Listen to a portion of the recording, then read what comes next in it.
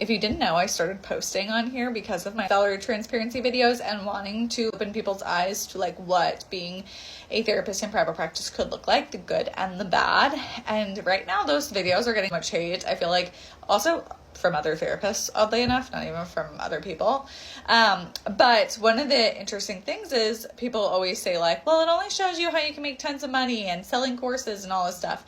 And I'm here to share that that's not true. So I talked a little bit about the fact that I had a bunch of people who said like, hey, let's pause for the holidays and we'll pick up in January.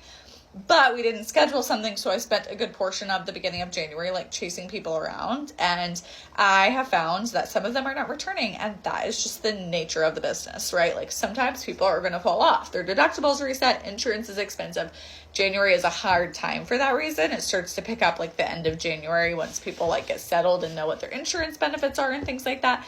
So my schedule is a little lighter than I would like. For reference, I generally prefer to schedule and see around 24 to 26 clients. That's what I prefer financially speaking. Now I am pregnant and I am not enjoying sitting as long as I used to. So physically, I'm enjoying the downtime. I saw 19 this week. Well, last week and 17 the week before, which is a little light for me financially speaking.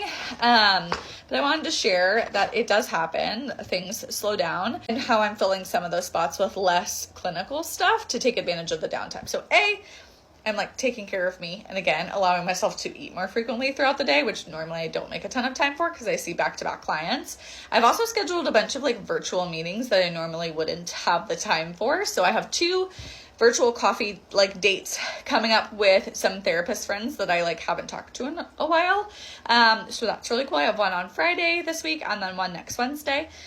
And then I also started making updated flyers on Canva. Canva is the best $12.99 you'll spend. Top notch. I updated some flyers and I actually posted them on some Facebook groups, specifically like the moms or community pages I find have been really, really helpful. Yes, I got like a couple inquiries. Nothing has really panned out in terms of like getting clients, but I did get an email from somebody who runs a foster care organization who asked if I wanted to meet up to potentially talk about getting on their referral list. Again, just because I posted a little ad on Facebook announcing our practice.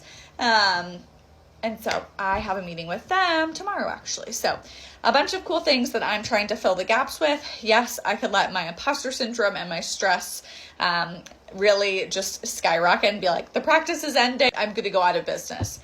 Probably not true. Referrals are still coming in. For example, for January, well, they don't all work out. Remember, I have gotten 13. And recently I've fallen somewhere around like 15 to 20 referrals a month. So I'm on track referral wise. Not all of them work out, but the calls are still coming in. So it will work out. Let me know what you're doing. If you also are seeing a lull or a little bit of a slow time in your schedule this January and how you're filling some of those gaps with some productive time that's not clinical.